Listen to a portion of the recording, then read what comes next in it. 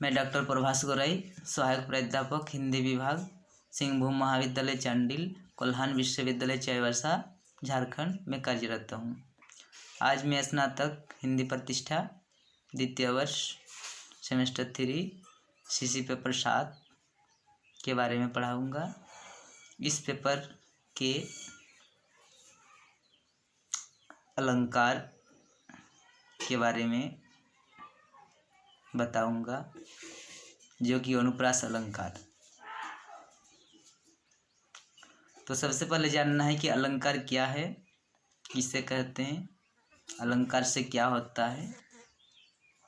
अलंकार जिस तत्व से, जिस चीज़ों से शोभा वृद्धि हो,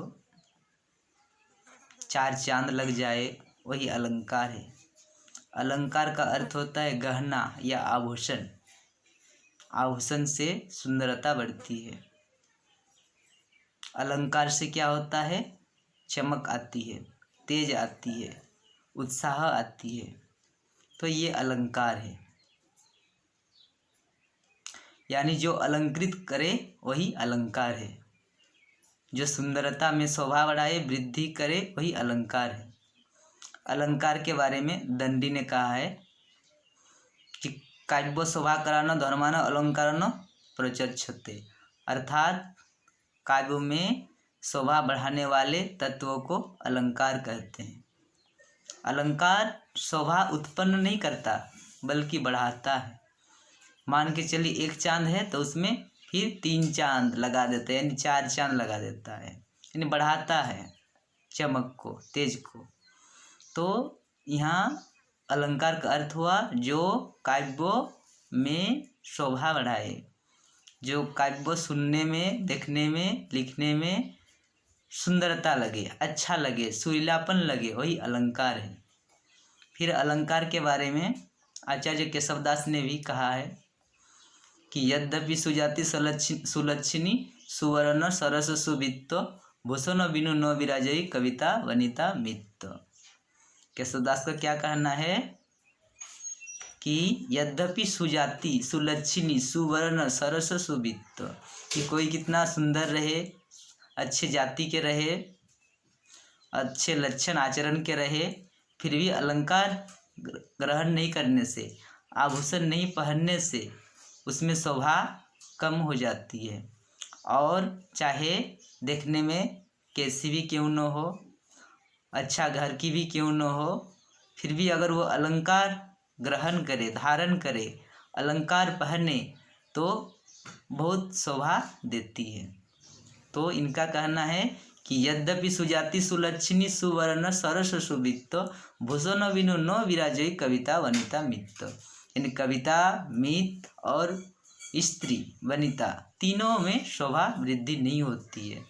यानी ये एक प्रमुख तत्व है, इसके बिना शोभा बढ़ना निश्चित नहीं है, नहीं बढ़ पाती है। अगर कविता में भी नहीं रहे अलंकार तो अच्छा नहीं रहेगा, अच्छा नहीं लगेगा सुनने में। तो अलंकार शोभा बढ़ाती है, यानी शोभा बढ़ाने वाले धर्म को ही अलंकार कहते हैं, आभूषण कहते हैं। तो आज अनुप्रास अलंकार के बारे में बताएंगे। अनुप्रास, अनुप्रास यानी बार बार, अनु मतलब पीछे पीछे चलना, यानी एक ही चीज़ बार बार आना, एक से अधिक बार आना। तो अनुप्रास अलंकार का पहचान क्या है कि जहाँ किसी भी वर्ण का बार बार आए, यानी यहाँ वहाँ नहीं, जहाँ किसी भी वर्ण बार बार क्रम से आए, वहाँ क्या होता है, अनुप्रास अलंकार होता है। अनुप्रास अलंकार होता है। कोई भी शब्द, कोई भी वर्ण जो होता है वह बार बार आना ही अनुप्रास अलंकार का लक्षण है। जैसे तरनी तनुजा तट तमाल तरुवर बहु छाए, यहाँ कितना बार तो की आवृत्ति आई है कि तरनी तनुजा तट तमाल तरुवर बहु छाए। तो यहाँ तो की आवृत्ति बार बार आई है, जिससे लगता है कि अनुप्रास अलंकार है। तो अनुप्रास अलंकार को पहचानने का यही तरीका है कि कोई भी वर्ण बार बार आना, यहाँ जैसे कि 5 बार आया है कि तरुणी, तरनी, तनुजा, तट, तमाल, तरुवर, बहुछाए, तो यहाँ अनुप्रास अलंकार है। फिर मुदित महीपति मंदिर आए, सेवक सचिव सुमंत बुलाए। यहाँ जैसे आया है 100 की आवृत्ति। ऊपर में आया है जैसे कि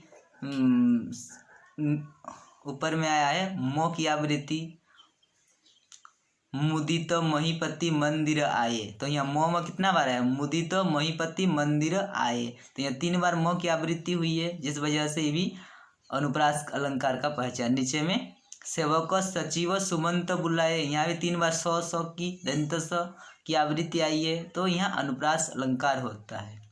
यानी पहला वाला पंक्ति में मौ की आवृत्ति हुई है 3 बार, इसलिए यहाँ भी अनुप्रास अलंकार है।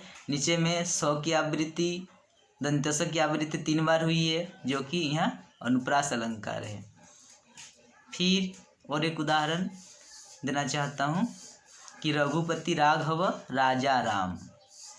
यहाँ कौन सी वर्ण की आवृत्ति आई है, रो की आवृत्ति।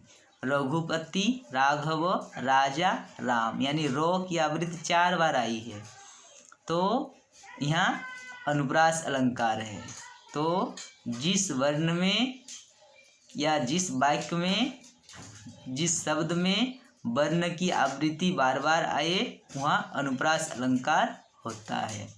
और अलंकार क्या है, काव्य में शोभा बढ़ाने वाले तत्व, धर्म, यानी इसके बिना काव्य में कभी भी शोभा नहीं बढ़ता है। जैसे कि सुनने में कितना अच्छा लग रहा है कि तरनी तनुजा तट तमाल तरुबर बहुछाए, कितना अच्छा मिठास है, मधुरता है। किस लिए मधुरता आया है, यहाँ अलंकार के कारण। अलंकार नहीं रहेगा तो मिठास नहीं होगा। फिर नीचे में आया कि क्या बताए थे ये, मुदित महीपति मंदिर आए, सचिव सेवक सुमंत बुलाए। कितना अच्छा सुनने में लग रहा है। स की आवृत्ति, वहाँ म की आवृत्ति। फिर नीचे में रघुपति राघव राजा राम, रो की आवृत्ति, सुनने बहुत अच्छा लग रहा है। तो ये अलंकार का ही गुण है। तो अलंकार को इसलिए बहुत महत्वपूर्ण स्थान दिया जाता है कविता में, काव्य में।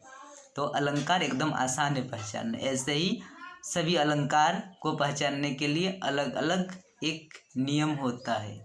उस नियम को जान लेने से अलंकार को आसानी से पकड़ में आ जाता है। अलंकार में कुछ भी संदेह नहीं है, उसको पहचानना।